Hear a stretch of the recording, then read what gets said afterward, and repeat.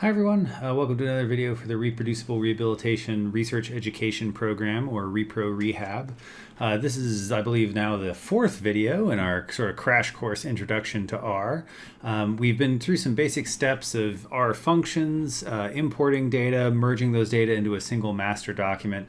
And in today's video, we want to talk a little bit more about data wrangling and how we can actually clean data that we have. So we've stitched data together into kind of the loose general structure that we want.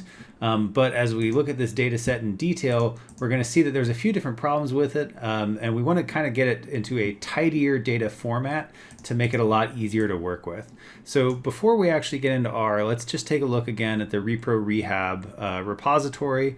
So this is cloned from my GitHub repository online onto my local machine. So for me, it's under the Documents folder, then GitHub, then ReproRehab. The exact location of this folder, on your own machine is going to depend on where you cloned this repository to. But let's go ahead and look in the data folder. Now, in the last video, we took all of the individual subject folders from inside this EEG subfiles folder, and we stitched all of those together into one master data folder called master EOEC EEG. And as a reminder, these data are EEG data, so it's actually the power spectrum of the EEG recording during both eyes open and eyes closed conditions for a variety of older and younger adults. So inside of our file, we have this kind of blank column that just counted the row numbers. We have a file ID, which tells us what the original file name was for that subject's data. From that, we've extracted what their subject ID was, because that was the first 4 characters of this string. We also extracted what the condition was, and that was the 2 characters after the underscore. And then for each person, we have their power spectral density at each electrode. So by power spectral density, if you're not familiar with that, right, what that means is we've taken that EEG signal over time, and we're looking at the power in the signal at each frequency, or essentially the proportion of the signal that is made up of 1 hertz versus 2 hertz versus 3 hertz oscillations. So we have a column that represents the hertz, and then we have columns for each of those electrodes, and inside of each of those columns we have the power at that specific frequency. But as you can see, we have some columns where we have missing values, and as we go down, we actually run into an issue where we have basically 0 power in the signal. Due to the filtering that was done with these EEG data, once we hit about 80 hertz, there's almost no power in the signal anymore, to the point where we've got a lot of rows that just aren't really functional and aren't really meaningful for our subjects, because for frequencies, basically 80 to about 512, I think, is where it stops. We just get a whole bunch of zeros. So this works great as like a master data file. It retains all of the individual subject information at kind of the finest resolution. But in terms of a data file that we can work with, it'd be great to clean this up and get rid of some of these redundant rows, maybe create some new columns that represent some of the data we actually want to work with a little bit more. And that's what we're going to be focusing on today, taking this kind of wrangled data and tidying it into a more usable format for our analyses and our data visualization moving forward. So let's come back to our studio now. And so this is script 02 wrangling data from inside of that ReproRehab repository. The first thing we're going to do is load the tidyverse package so that we have access to the different graphing tools and data manipulation tools in things like ggplot and dplyr. I'm just going to set my working directory to that ReproRehab folder, and then it's always helpful to use the list files function to take a look at what files are in that folder. And you can see we've got that data subfolder, the README, and the script subfolder. Let's look inside of the data subfolder.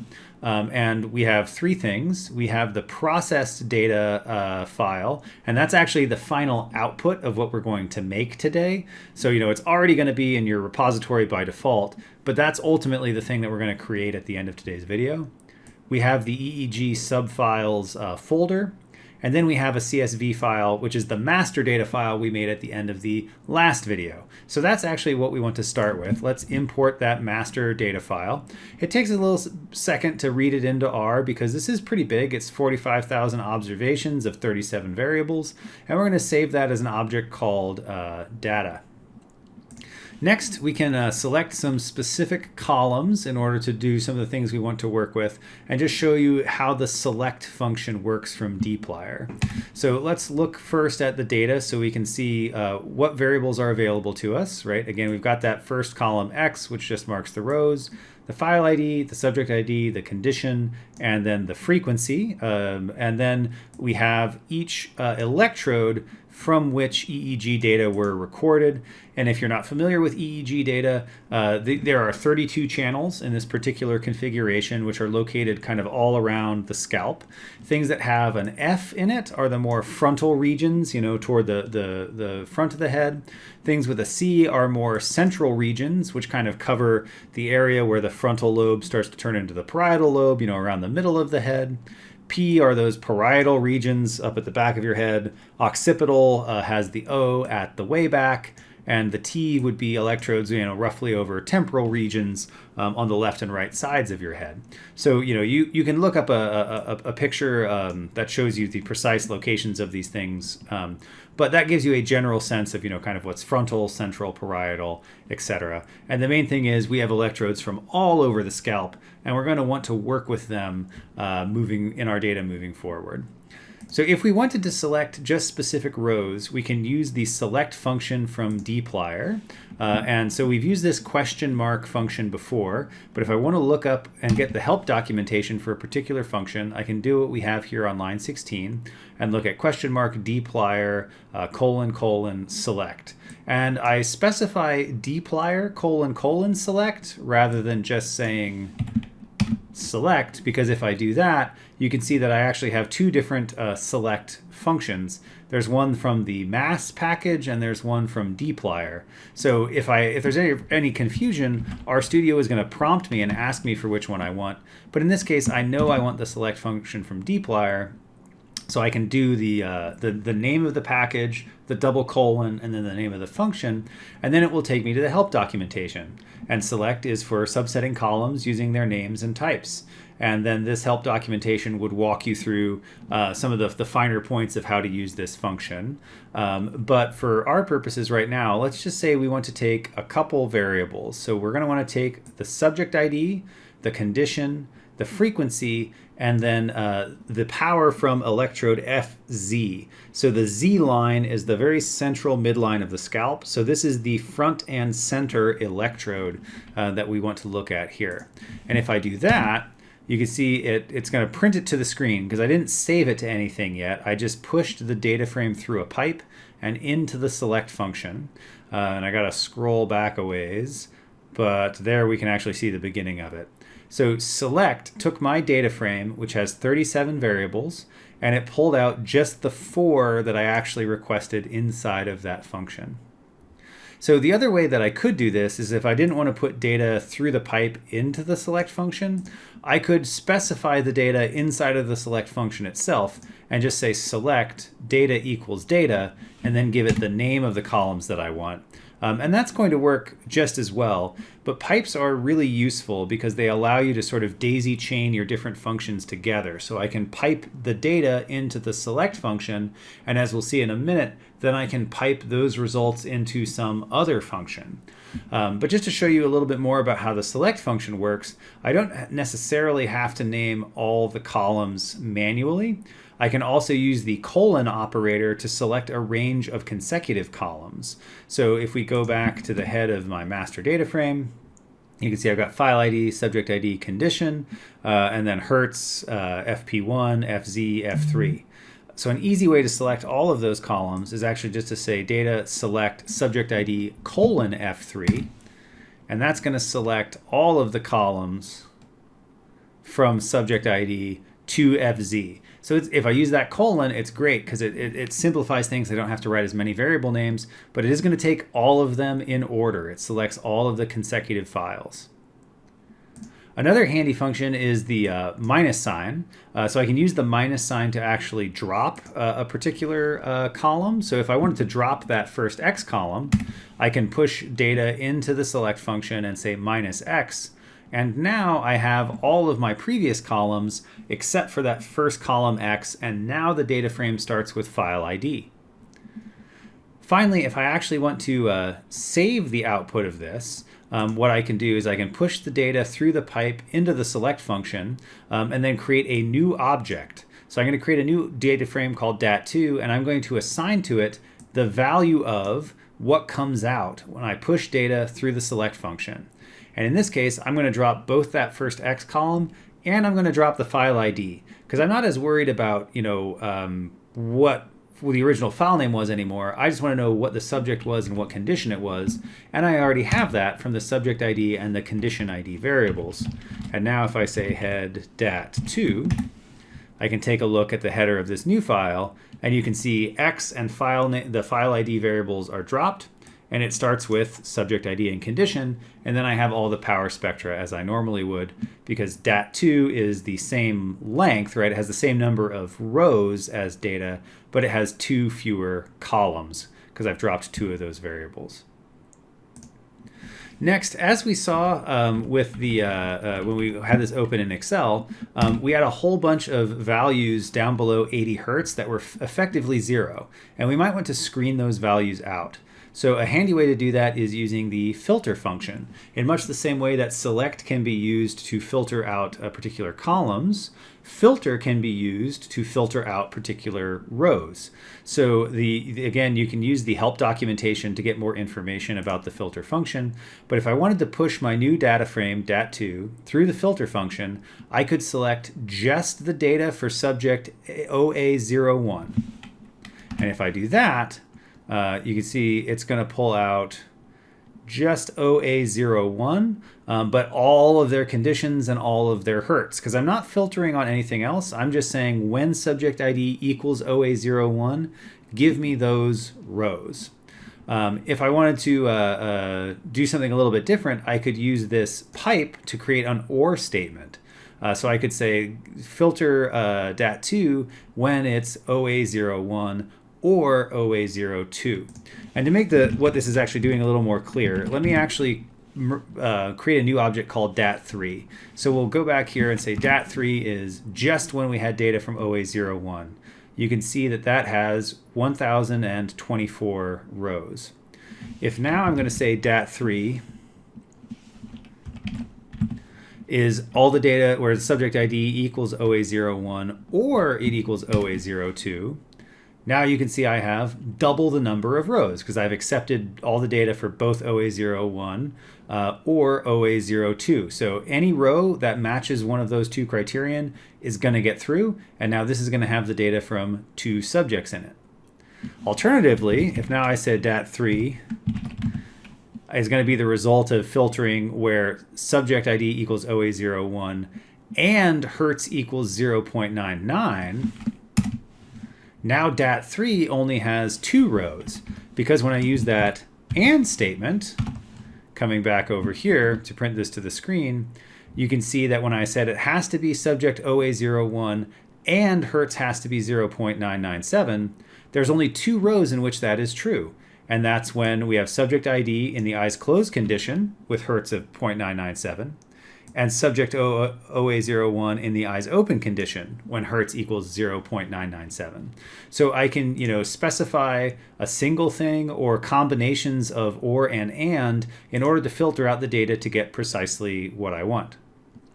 However, on line 40, what we're actually going to do for dat3 is push our data through the filter function to take only those rows where Hertz is less than 30. So we said, it really starts to go to 0 at about 80 Hertz. But if, just for the purposes of this exercise, if we're only interested in data where we have 30 Hertz or less, you can see now dat3 has 2,640 observations. So we've cut out all of the rows where the Hertz was greater than 30, which greatly reduces the number of observations, but we've taken all of the variables from dat2. So just to confirm, what the data look like for DAT3, let's get a statistical summary using the summary function. So I'll say summary, just give me the unique values of DAT3 $hertz. So I'm going to take that hertz vector, which again is hertz repeated for every subject. So what the unique function will do is prune out all the duplicates. So it ignores the fact that, I've got a 0.99 hertz for subject 1 and subject 2 and subject 3. It's just going to keep 1.99 hertz. So essentially this keeps 1 hertz value from all the vector of hertz values. And you can see my minimum hertz is 0.997 and my maximum hertz is 29.91 because again I filtered out everything that was greater than or equal to 30. I filtered out everything greater than 30. I kept everything that was less than or equal to 30. If I wanted a nice easy way to visualize that, I can also use the histogram. But this isn't going to be the most interesting histogram because if I do it, there's one observation at each of these hertz. So it basically just looks like a square. But on the x-axis, we can at least see, all right, it starts at 0 and it ends at 30. So it looks like my filter function worked exactly the way that I wanted it to. Within this new data set, then, we can also not just filter out existing variables, we can create new variables. So within DAT3, which again is filtered to be just 0 to 30 hertz, let's create a new variable which is the average of the frontal electrodes. So I'm going to say DAT3 $frontal, and I'm going to assign to it the value of F3 plus F7 plus FZ plus F4 plus F8, and then I'll divide by the total number of electrodes in order to get an average value across the frontal electrodes. And now if we look at the head of DAT3 again, you can see I have this new column called frontal at the end of my data set. And each of these values is the average within a hertz across those 5 electrodes. Now, if I didn't want to do this manually by assigning this value to a new variable, I have a few different tools available to me inside of dplyr. One is the mutate function, which allows us to create, modify, and delete columns. The other is the transmute function, which adds new variables but does not preserve the existing ones. So if I want to keep all the variables that I have and add new ones, I can use mutate. If I want to drop all of the previous variables and just keep the new ones that I'm creating, I can use transmute. So in this case, I'm going to want to keep the old variables and just add new ones to the end of my data set. So we're going to go ahead and use the mutate function. The other thing that we need to look at here is something called rowwise as a tool inside of dplyr. Because when I do this mutate function, what I want to do is add F3 to F7 to FZ to F4 to F8, but I want to do that inside of each row. And the rowwise function is a really helpful way of doing that. You can see, in its description, it allows you to group inputs by row and compute data on a data frame one row at a time. This is most useful when a vectorized function doesn't exist. So you don't always have functions that will work nicely with your vectors. They maybe want to sum up the value within a column, right? But actually what you want is the sum of values from row 1 across multiple columns, and then the sum of the values from row 2 across multiple columns. And that's what we're dealing with here. So what we can do by specifying this rowwise argument is we'll make a new version of DAT3, which takes the output of DAT3 pushed through the rowwise argument. The rowwise function. So the rowwise function will specify that everything that comes after this is going to happen within a row. And then we will push it through the mutate function, which is going to calculate new variables based on the existing variables. So this is handy because inside of a single mutate, we can now create as many new variables as we want. And in this case, we're going to create a frontal, central, parietal, and occipital average, where we take the mean, so that we'll use the mean function, and then we'll give it a vector of column names. So we'll say C, F3, F7, FZ, F4, and F8. Then within our mean function, we'll also say na.rm equals true. So if for any given row, if one of those happens to be blank, we are going to ignore it in our calculation of the mean, and that's going to then adjust the denominator, right? So for instance, if F7 was blank, we should only divide by the 4 rows that we have, or the 4 columns that we have, not 5 columns overall. So by specifying the function this way, we can actually have a really smart calculator, which is going to look at the available data in each row, right? So at each hertz, to calculate the mean based on the available information. Then for the central electrodes, we do the same thing, but we're going to change the columns that we want. Oh, whoops, and it looks like we have a typo here actually on line 56. So let's go ahead and change that to CZ, because I want C3, CZ, and C4.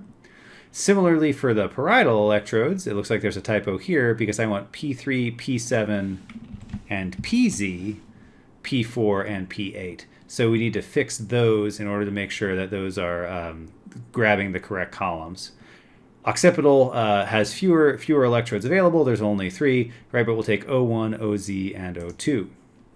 So now if I put my cursor up on line 56, press Control Return, right? That all runs. We don't get any error messages. But if we actually wanted to see what we just did, let's actually say head dat3 and print that to the screen.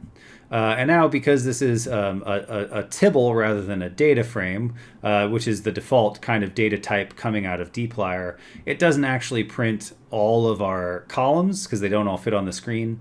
But you can see down here at the end, we do have something called frontal, something called central, something called parietal, and something called occipital.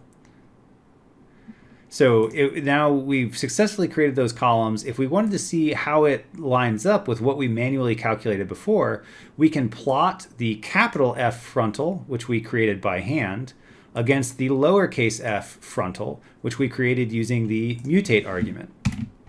And you can see that the values are obviously different, and we have one person who's a pretty big outlier on both of these things. But there's a nice linear relationship here because these things are perfectly correlated. And we're getting exactly the same calculation from our mutate argument using more efficient code than what we would have gotten if we were doing our manual calculation over and over again. We can check that also using the core function. So we can use core to get a Pearson's correlation between the capital F frontal vector and the lower f frontal vector, and we can specify how we want to handle missing observations. So in this case, we will only use complete observations and drop any cases where there's missing values. And you can see they are indeed perfectly correlated. So now that we've filtered out the rows with the frequencies we don't want, we've calculated some nice summary statistics that tell us about the mean power in the frontal region, the parietal region, and the occipital region for each person. What we can do now is actually subset some of the data in order to drop some of the columns we're no longer that interested in. Because again, we're really interested in the power on average in the frontal, central, parietal, and occipital regions. We're not as worried about holding on to the exact values in F3, F7, FT9 anymore. So we can create a new data frame, which I'll call DAT4, which will take the value of DAT3, pushed first through the select function. So I'll select subject ID, condition, hertz, frontal, central, parietal, and occipital columns. And then I'm going to push that through the mutate function one more time to create a few new columns. One will be called log hertz, which will be equal to the natural log of our original hertz column plus 1. Then we're also going to take log frontal, which will be equal to the log of the frontal power, log central, which is equal to the log of central power, log parietal, which is equal to the log of the parietal power, log occipital, which is equal to the log of the occipital power. And actually looking at this, I'm going to go ahead and I'm going to drop that plus 1 because I should either add that in for all of them or I should add that in for none of them to make sure that they stay on kind of the same scale.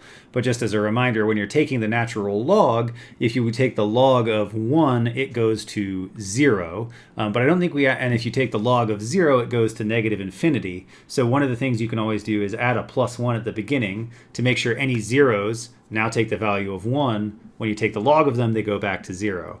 But we don't have any values that are actually 0, so I don't think we'll get any negative infinities. So I don't actually need to include that plus 1 here.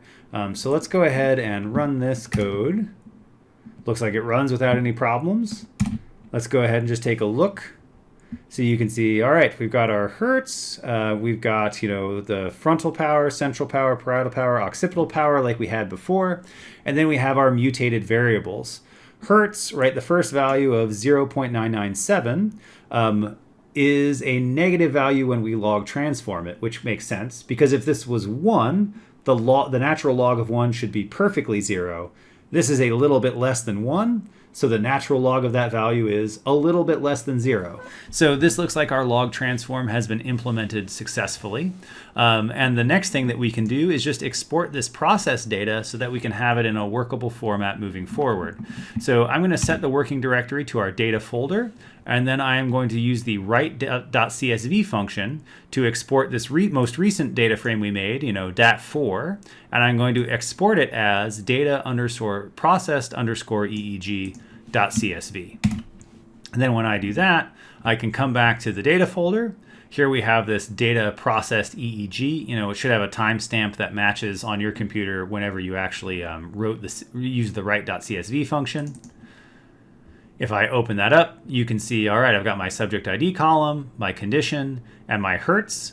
Critically now, though, right, hertz cuts off at 30 hertz for each condition, and then I go on to the next condition, right? And so then I'll have 30 hertz in that condition, and then that's going to cut off, and now we'll go to the next subject, right? Because I have 2 conditions per subject, 30 hertz per condition, and then now we're moving on to the next subject here.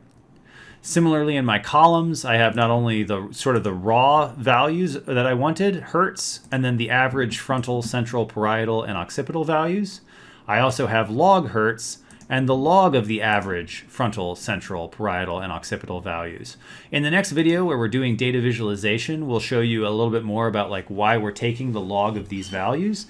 In short, it's because we get some very strong skew in kind of the raw space of the power spectrum. So when we put it in log hertz as a function of log power, we're going to get relationships that look a lot more linear, and they're therefore not only a little bit easier to see, but a little bit easier to statistically model.